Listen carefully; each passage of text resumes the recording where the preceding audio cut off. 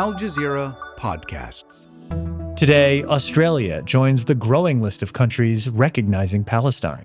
The United Kingdom, France, Canada, and now Australia all have united in their condemnation of Israel's war on Gaza and have promised to recognise an independent Palestinian state. But what does recognition mean when those same countries keep arming Israel? I'm Kevin Hirten, and this is The Take.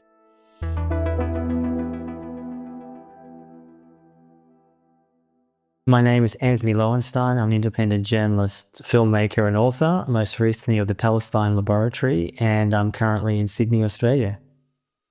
Okay. Well, Anthony, welcome back to The Take. Thank you. Why don't we start with the latest? Australia announced plans this week to recognize Palestine as a state in September at the UN General Assembly.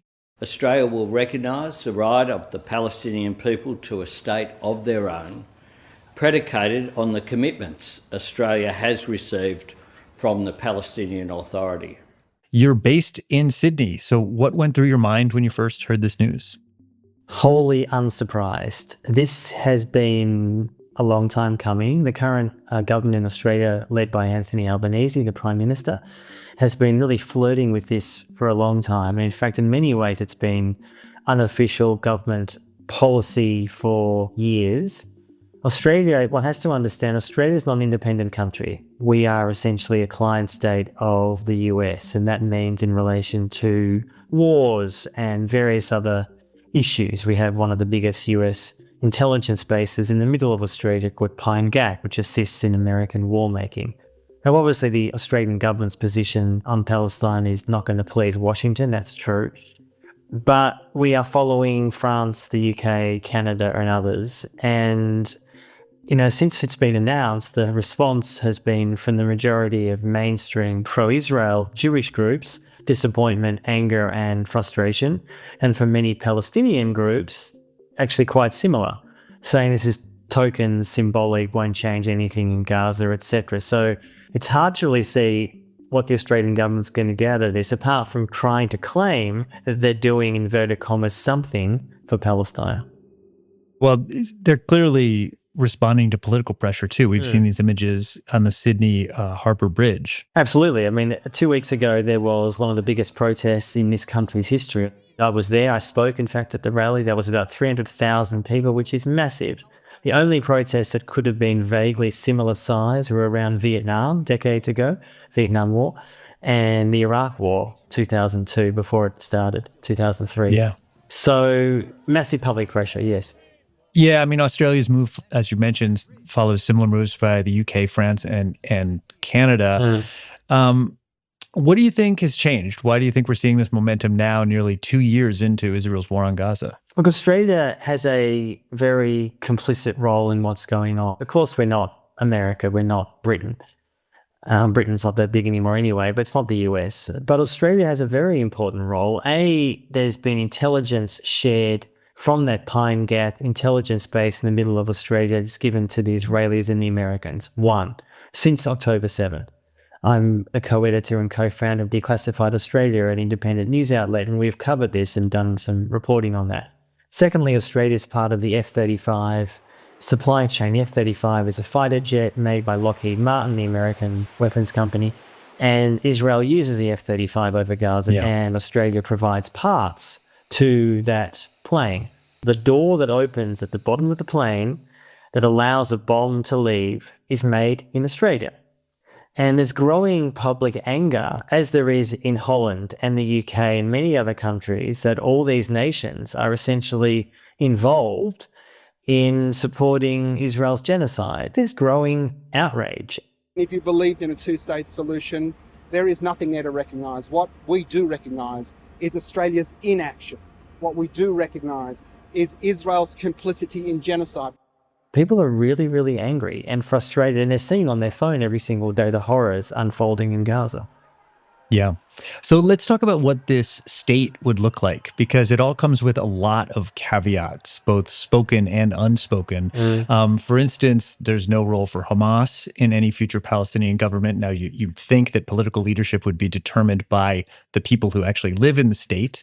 And there are also big questions about possible restrictions on national defense. That's to say nothing of the fact that parts of this future state are being carved up by settlements as we speak. So can you break down what these countries are actually imagining for a future Palestine, how realistic you think that vision is? Well, it's essentially would be a very neutered state at best. And so, yes, the condition is it has to be demilitarized. Now, I don't know any state in the world that, frankly, is recognized by the UN as demilitarized. It should be a non-starter day one. Secondly, the issue of Hamas having no involvement. Well, I'm not a supporter of Hamas, but the idea that that should be dictated by Australia or the US or, frankly, anyone is absurd. In fact, many public opinion polls, the most recent one for Palestine, I think, occurred in May this year. Obviously, polling in Gaza is very, very difficult, to put it mildly. But there is polling in the West Bank, and Hamas has sizable support. Not everybody, of course, but a lot of people see Hamas as resistance, whether one likes that reality or not. Thirdly, the talk about the Palestinian Authority as the governing body. Palestinian Authority, it could not be more unpopular. It's led by Mahmoud Abbas. He runs a thuggish regime in the West Bank. Palestinians are essentially protecting the occupation for Israel. That's essentially its role. It's an occupation enforcer. So it's pretty hard to convince Palestinians that that should be the leadership of their future Palestinian state. Not to say anything about the fact that this is, I see this sort of proposal as the so-called zombie solution, a two-state solution. We've been hearing about this for literally 30 years.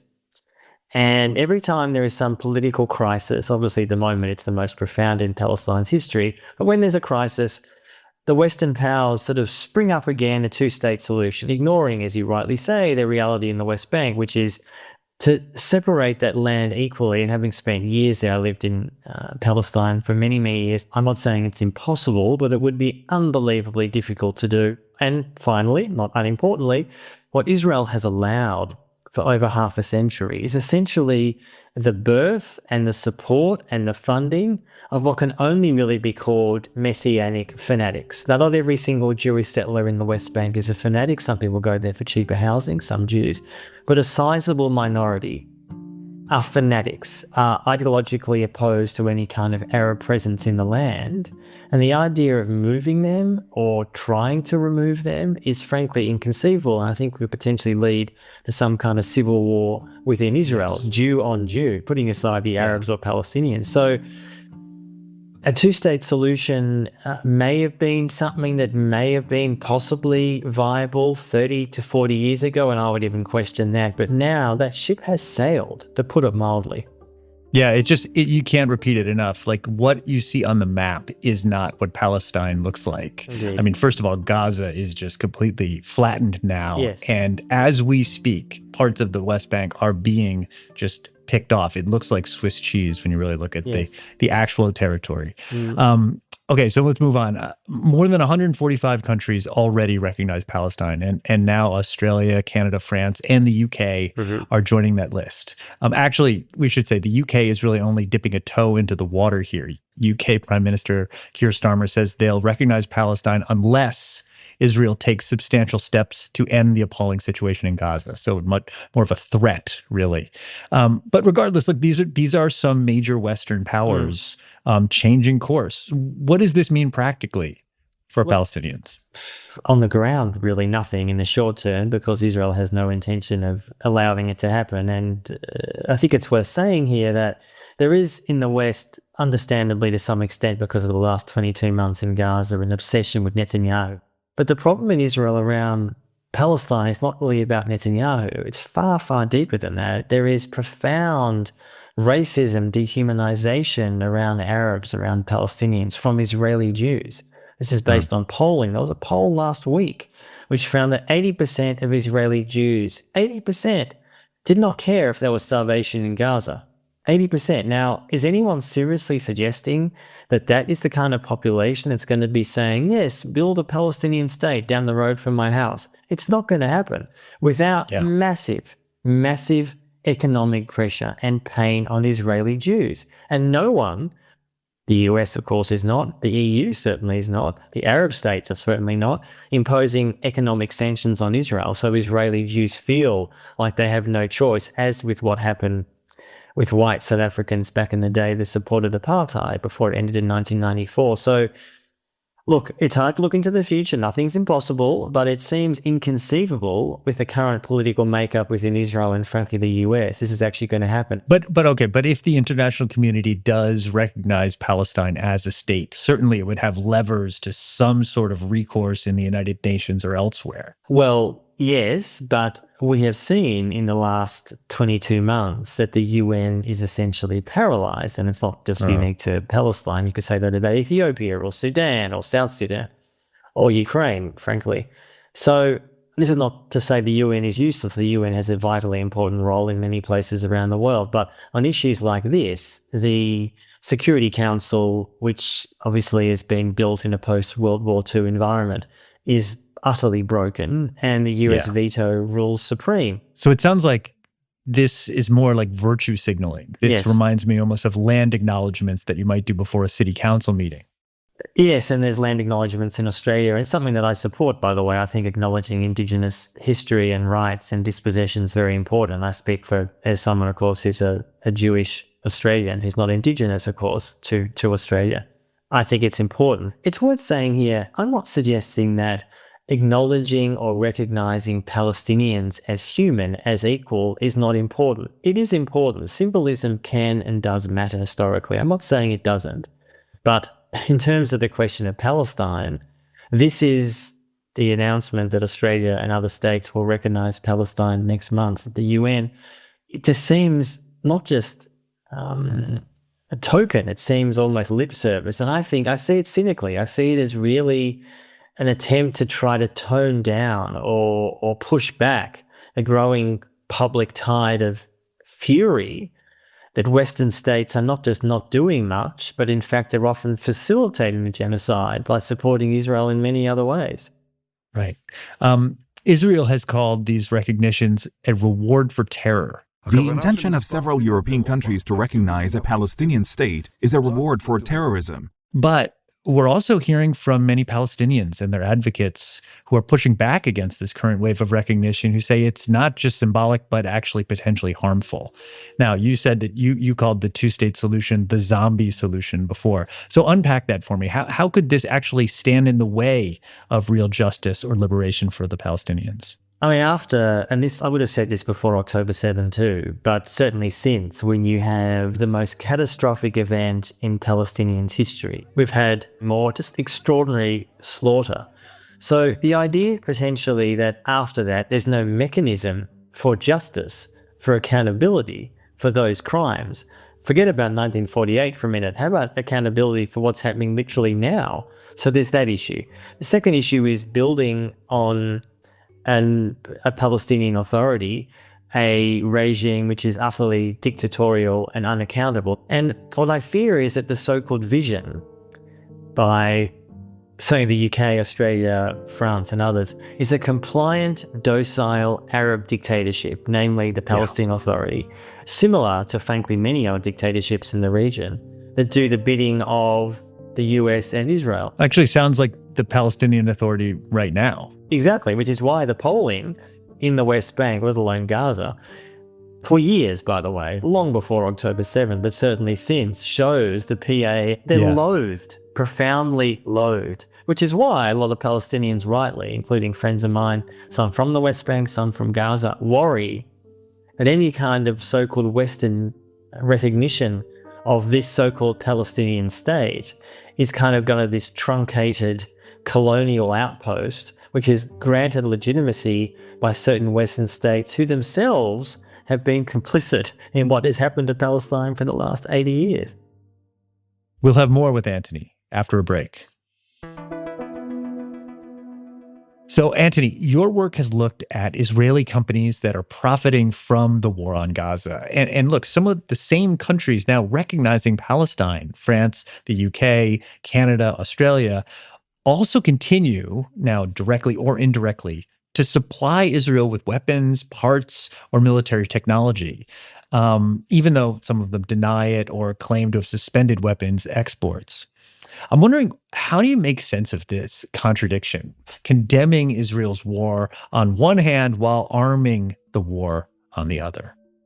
How do I make sense of it? I make sense of it by saying that it is classic Western hypocritical behaviour that no one actually buys. And in the end, I've done some colleagues of mine declassified Australia, have done it declassified UK. Other colleagues have done this reporting in the last couple of years that shows that the trade with Israel from the UK and Australia, not just weapons parts, but just other items, has not slowed down, has not stopped. There's a trade office in Tel Aviv that facilitates trade between Israel and Australia, as there is in Canberra, the capital of my country here in Australia. None of that's been shut down. None of that's been stopped.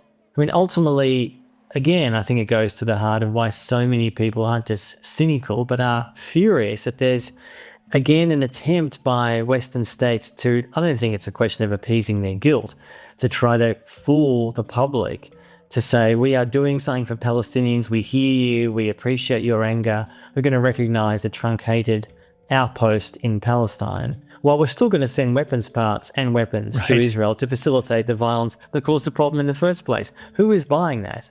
No one. There have been mounting calls for an arms embargo from people on the street, the UN, human rights organizations, yet the weapons keep flowing. So 2 questions. Why is stopping these arms sales such a non-starter? And what would actually happen if there was an arms embargo? If there was an arms embargo from the US, which of course under Trump there won't be, but let's say there was, Israel could just keep fighting for, wouldn't stop overnight, but it would make a profound difference. One of the things that Israel has been doing in the last 22 months, imagining the potential in years to come if, say, major countries did cut off arms, the US, Germany, which is the second biggest provider of weapons, is to build far more weapons within their own borders so they're not as reliant on outside forces. But look, the defence sector has never been bigger. The global trade in arms was worth around $2.5 trillion. The arms industry in most of these countries, the UK, France, etc., is growing, surging, in fact, not just with Israel, of course, but many other places, fueling global conflict. So I'm not saying the arms industry can never be stopped, but the only way that I would argue that this genocide and mass ethnic cleansing, including in the West Bank, could stop or at least be potentially arrested or reduced is Israel facing economic pain. It's the only way. Okay, well, with that in mind, what do you make of the news out of Norway that the Sovereign Wealth Fund, which is the world's largest in the world, is now divesting from many Israeli companies? The fund is terminating contracts with external asset managers handling some of its Israeli investments and has divested parts of its portfolio in the country over the worsening humanitarian crisis in Gaza. Now, I know this is a unique case, but it is something tangible. Do you think this could be significant, a country like Norway putting its money where its mouth is? Yes, I do. I welcome Norway's decision. I'm aware that the context for that, just briefly for viewers and listeners, is that it was recently discovered, which I'm sure the fund was aware of, but investigative journalists discovered that some Israeli companies who were complicit in what's happening in Palestine had money invested from the fund. The fund very quickly, to its credit, came out and has said they'll divest from those, I think, immediately. And there are many, many countries, including, by the way, superannuation funds in Australia, which invest in companies like Elbit. I mean, this is not unique to Norway. It's happening in many, many other countries, and there are growing campaigns by activists to put pressure on those superannuation retirement funds in the US too. Many, many states have funds in Israeli companies who are complicit and involved in the arms trade, in the West Bank occupation, in building settlements. I mean, it's absolutely ubiquitous. So yes, this is definitely, I would say, an Achilles heel for Israel if Western states and pension funds choose to use it and leverage it, and I think they should. So as we wrap up, I guess my big picture question is, why is this being tied to the genocide at all? Right? You either have a right to statehood or you don't. I mean, the UK has made it explicitly transactional. But even for you in Australia, doesn't the language we're hearing kind of imply that had the prime minister been less frustrated with Israel, Palestinians would no longer deserve the protection that recognized statehood provides? Well, that's the kind of contempt that I think a lot of people hear when they listen to people like Anthony Albanese, my prime minister here, or I shouldn't say my prime minister, the prime minister here in Australia. The language that's used is so important here that we're always told that Israel has a right to exist, but Palestinians have a similar, potentially equal right to self-determination, but decided by whom? I mean, no one's saying, frankly, or no, that these countries are not saying, Let's talk about the borders of Israel. Netanyahu has said in an interview, which on one level is utterly unsurprising, but is worth repeating here, he believes in Greater Israel. Now, Greater Israel, for those who don't know, includes the possibility of an expanding Jewish state that would include places like Iraq and Jordan and Egypt. This is a messianic vision that more and more Israelis do have. And I don't hear any condemnation of that generally by Western leaders who are now suddenly rushing to appease their own complicity and people's outrage to support Palestine, because these decisions by Australia and others is not really about recognising Palestine. They're recognising a rump entity that would be utterly complicit with the crimes that have been committed in the last 22 months and frankly close to 80 years. There has not been a time in my adult life, apart from maybe the Iraq War in 2003, where there's been as much of a profound disconnect between the political elites in these countries and public opinion. Yeah, it's never good when politicians are out of step with their voters. Antony Loewenstein, thank you very much for coming on The Take today. Thanks so much for having me, as always. And that's The Take. If you're short on time but still want to catch the highlights, check out our YouTube Shorts. We post quick clips of the best moments from our episodes that you won't want to miss. It's a really great way to stay connected. So check them out, and we will see you tomorrow.